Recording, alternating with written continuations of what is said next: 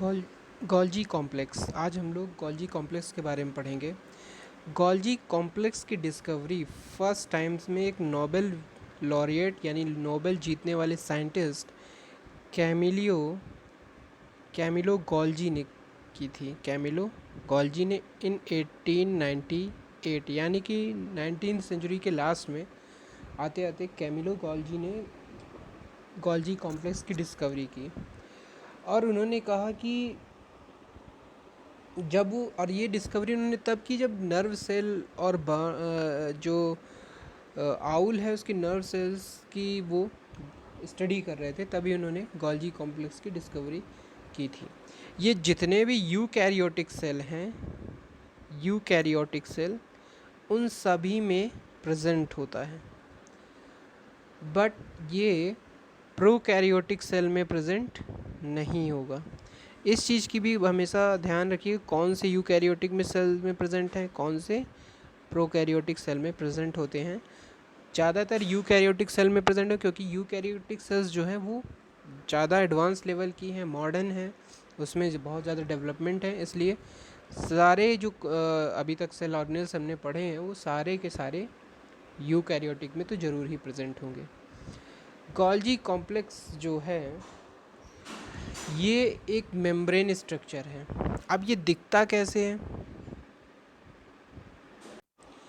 वो इस तरह से गॉल्जी कॉम्प्लेक्स हमारा दिखता है।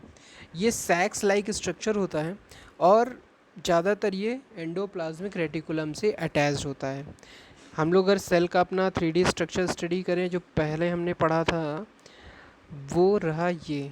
यहाँ पे अगर आप देखिए तो गॉल्जी ऑपरेटर्स या गॉल्जी कॉम्प्लेक्स, ये देखिए यहाँ पे, यहाँ पे गॉल्जी ऑपरेटस, ये इस तरह से क्या होता है, अटैच होता है एंडोप्लाज्मिक रेटिकुलम के आसपास। ये हमारा क्या था, एनिमल सेल था जहाँ पे हमने इसे देखा। वैसे ही अगर हम प्लांट सेल में भी देखें तो ये गॉल्जी ऑपरेटस हमारा यहाँ पे प्रेजेंट है। ये जो स्ट्रक्चर है ये क्या है, हमारा गॉल्जी ऑपरेटस। इसी को गॉल्जी कॉम्प्लेक्स कहते हैं, इसी को गॉल्जी बॉडी भी कहा जाता है और इसी को गॉल्जी ऑपरेटस भी कहते हैं।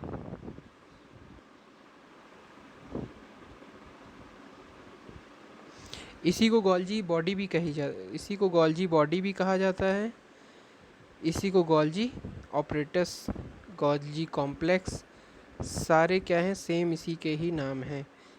कई जगहों पे अलग अलग आपको यहाँ पे देखने को मिल सकता है। ये एक मेम्ब्रेनस स्ट्रक्चर है, इसमें ज़्यादा कुछ है नहीं, ये मेम्ब्रेन जैसा दिखता है। मेम्ब्रेन्स एक दूसरे से जिग जैग शेप में अटैच्ड हैं और ये एंडोप्लाज्मिक रेटिकुलम से ओरिजिनेट होता है, वहीं से बनना शुरू होता है और फिर ये पूरे आपके साइटोप्लाज्म में फैलता है। और ये क्या होता है, एक सैक इसके अंदर होता है जिसको कहते हैं सिस्टर्नी। सिस्टर्नी जो होता है, इसके अंदर सैक जो होता है फिलअप रहता है, उसको कहा जाता है, इस सैक को ही कहते हैं सिस्टर्नी।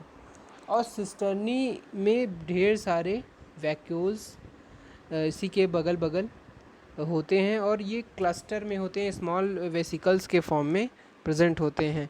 जैसे सिक्रेटरी वेसिकल्स यहाँ पे लास्ट में नीचे आपको दिख रहा होगा यहाँ, और न्यूली फॉर्मिंग वेसिकल्स। इस तरीके से ये वेसिकल्स को फॉर्म करते हैं और यहाँ से इनकी गॉल्जी ऑपरेटस से ये निकल के वेसिकल्स स्मॉल वैक्यूल्स के फॉर्म में बाहर फैलते रहते हैं। प्लांट सेल में भी क्या होता है, गॉल्जी कॉम्प्लेक्स एग्जिस्ट करते हैं और ये इनको वहाँ पे डिक्टियोसोम्स कहा जाता है। इनको क्या कहा जाता है, डिक्टियोसोम्स। ये स्मॉल बॉडी के फॉर्म में रहते हैं, सब यूनिट्स के फॉर्म में, और इन्हें डिक्टियोसोम्स कहते हैं। जो इससे ये ट्रांसफेस वगैरह बन रहे हैं। इसके अंदर जो प्रेजेंट होता है उसको कहते हैं हम ल्यूमेन, और इसका एक फिगर भी आप ड्रॉ कर लीजिएगा और इसके अलग अलग जो पार्ट्स हैं इसके बारे में ड्रॉ कर लीजिएगा। अब आते हैं, हम देखते हैं इसका क्या फंक्शन, इसके फंक्शन क्या क्या होते हैं, गॉल्जी ऑपरेटर्स का क्या यूज़ है, इसके बारे में हम स्टडी करते हैं।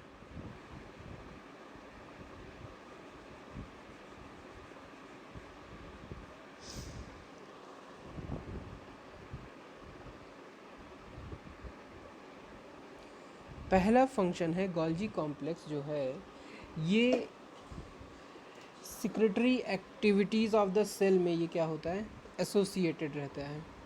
मतलब कि सिक्रेटरी एक्टिविटीज़ मतलब कि ये एंजाइम्स या जो भी न्यूट्रिशंस या सैक्स वगैरह जो सिक्रेट होते हैं सेल के थ्रू, ये सारा काम कौन करेगा, गोल्जी कॉम्प्लेक्स। ये सेल के सिंथेसिस में भी इन्वॉल्व रहता है, प्लाज्मा मेम्ब्रेन के सिंथेसिस में और लाइसोसोम्स के भी सिंथेसिस में इन्वॉल्व रहता है। कल हमने बताया था लाइसोसोम्स कहाँ बन रहे थे, गोल्जी कॉम्प्लेक्स में। It is involved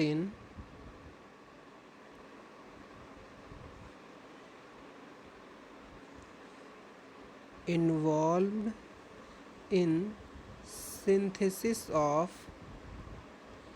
cell wall बनाने में ये हेल्प करेगा, प्लाज्मा मेम्ब्रेन बनाने में ये हेल्प करेगा एंड लाइसोसोम्स भी बनाने में ये बहुत मददगार होता है। ये सेल प्लेट जब सेल डिवीज़न होगा तो उस समय सेल प्लेट बनाने में भी हेल्प करता है। During cell division it develops cell plate. Cell plate क्या होती है, सेल डिवीज़न करते समय सेल को सेपरेट करने में हेल्प करती हैं। और ये जो प्लांट्स में डिक्टियोसोम्स के फॉर्म में होते हैं छोटे छोटे, ये क्या करते हैं, वहाँ पे प्लांट्स में टेम्परेरी प्रोटीन और सिंथेसाइज जो प्रोडक्ट होते हैं उनके स्टोरेज का काम करते हैं। Temporary storage of protein in plant cell में ये टेम्परेरी प्रोटीन्स को स्टोर करने में मदद करते हैं। यहाँ से हम देखते हैं गोल्जी कॉम्प्लेक्स की डिस्कवरी कैमिलो गोल्जी ने 1898 में किया था, जो कि वो आउल की जो नर्व सेल्स होती हैं उनकी स्टडी कर रहे थे तब। ये जो भी यूकैरियोटिक सेल्स होती हैं उनमें ये प्रेजेंट होते हैं। दूसरी चीज़, ये प्रोकैरियोटिक सेल में एब्सेंट होते हैं। ये मेम्ब्रेनस स्ट्रक्चर होता है जिसके अंदर सिस्टर्नी, जो ये मेम्ब्रेन्स हैं इनको सिस्टर्नी कहा जाएगा। और ये छोटे छोटे वेसिकल्स को फॉर्म करते हैं जो कि यहाँ से प्रोड्यूस होकर के बाहर घूमते रहते हैं, यानी कि आपके साइटोप्लाज्म में मिक्स हो जाते हैं। इनको लार्ज वेसिकल्स और स्मॉल वेसिकल या न्यूली फॉर्मिंग वेसिकल्स के नाम से भी जाना जाता है। इसके बाद जो फंक्शन क्या क्या था इसका, ये सेक्रेटरी एक्टिविटीज़ सेल की करते हैं, secretory activities of cell, synthesis करते हैं सेल वॉल की, प्लाज्मा मेम्ब्रेन की और लाइसोसोम्स की। सेल प्लेट फॉर्म करते हैं जब सेल डिवीज़न होता है। और प्लांट सेल में टेम्परेरी स्टोरेज ऑफ प्रोटीन का काम भी ये करते हैं। लास्ट जो हमारा अभी बचा हुआ है सेल ऑर्गेनेल, वो है हमारा वैक्यूल्स जो हैं ये ज़्यादातर दोनों ही सेल्स में मिलेंगे आपको, प्लांट सेल और एनिमल सेल में, और हमारे कितने यूकैरियोटिक सेल में। तो प्लांट सेल में होता क्या है कि वैक्यूल्स का साइज बहुत बड़ा होता है और एनिमल सेल में ये बहुत छोटा होता है। चलिए हम लोग देख लेते हैं अपना सेल का जो फिगर था। प्लांट सेल में देख रहे हैं ये जो है, ये हमारा क्या है, जो वायलेट दिख रहा है ये हमारा वैक्यूल है। और ये जो है वैक्यूल जो होता है ये बड़ा सा है और ये बीच में बहुत और भी बड़ा हो सकता है, लगभग 70 to 80% एरिया ये सेल का अंदर का कवर कर लेता है।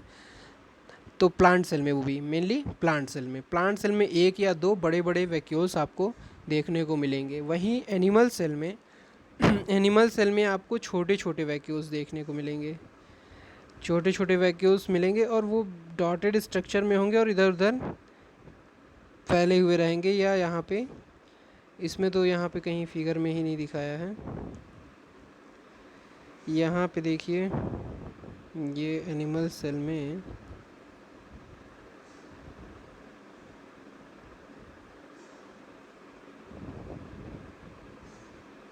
यहाँ भी नहीं दिखाया, पर ये जो वाइट वाइट छोटे छोटे दिख रहे हैं ना, यही वैक्यूल्स होते हैं आपके एनिमल सेल में।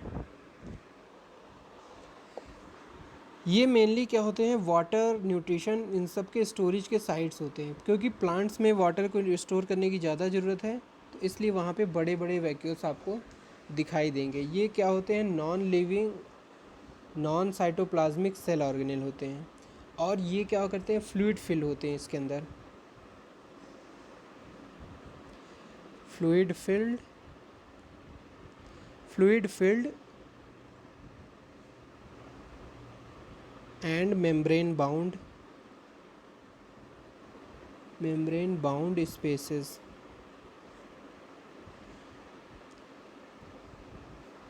इन दी साइटोप्लाज्म।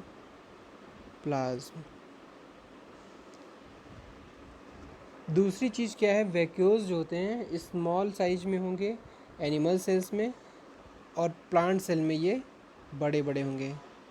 स्मॉल साइज होंगे और ढेर सारे नंबर्स में होंगे। एनिमल सेल,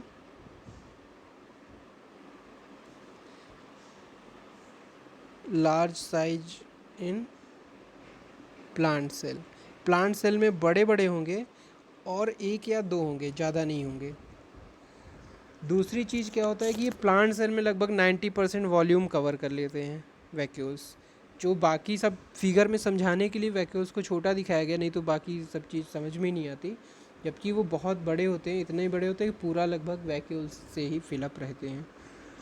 मेम्ब्रेन बाउंड और फ्लूइड फिल्ड होते हैं, ठीक है।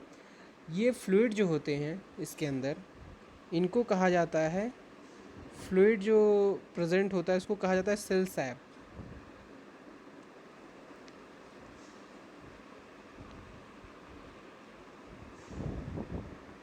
जो फ्लूइड अंदर फिल होगा उसको कहेंगे सेल सैप। ये जो होता है मेनली इसके अंदर, सेल सैप के अंदर क्या क्या होगा, वाटर होगा।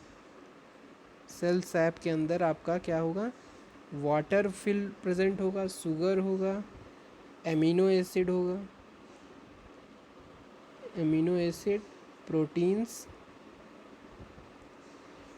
मिनरल्स, ये सब आपके जो भी न्यूट्रिशन प्रोवाइड चाहिए होते हैं वो सारे यहीं पे स्टोर रहते हैं। तो जब भी प्लांट को ज़रूरत होगी तो वो यहाँ से ले लेंगे। तो फंक्शन जो होता है इसी से अटैच्ड है। फंक्शन क्या है, वैक्यूल्स का क्या इम्पोर्टेंस है। पहली बात तो ये क्या करते हैं, स्टोरेज ऑफ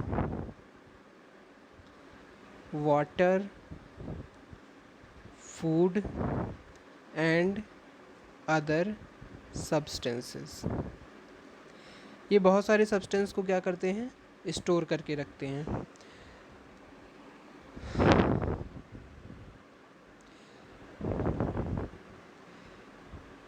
और इसके साथ ही क्या करते हैं, जब एक्सेस वाटर आता है उसको स्टोर करेंगे, या जो एक्सेस वाटर होगा उसको बाहर निकालने में हेल्प करते हैं। तो ऑस्मो रेगुलेशन में भी ये क्या करते हैं, हेल्पफुल होते हैं। ऑस्मो रेगुलेशन को हेल्प करने की वजह से ये क्या करते हैं, इंटरनल प्रेशर जो होता है सेल का मेंटेन करते हैं। Maintain internal pressure of the cell. तो इंटरनल प्रेशर को मेंटेन करते हैं और सेल की शेप को बना करके रखते हैं। तो इस तरह से स्टोरेज का काम है, या जो भी न्यूट्रिशन, वाटर, शुगर, और ये SUGAR है, sugar, amino acid, protein, mineral, जो भी रिक्वायर्ड है वो सभी कहाँ पे स्टोर होंगे, हमारे वैक्यूल्स के अंदर। जो वैक्यूल्स के अंदर सब्सटेंस प्रेजेंट है उसको कहा जाता है सेल सैप। तो इस तरह से वैक्यूल्स और गोल्जी ऑपरेटस ये दोनों ख़त्म होने के साथ हमारा क्या हुआ, जो सेल ऑर्गेनेल्स का पार्ट है वो सारा समाप्त हो जाता है, फिनिश हो जाता है। उसके बाद हम देखेंगे अब एक्सरसाइजेस, और नेक्स्ट क्लास में हम प्रोकैरियोटिक और यूकैरियोटिक सेल को ब्रीफली स्टडी करेंगे। Thank you.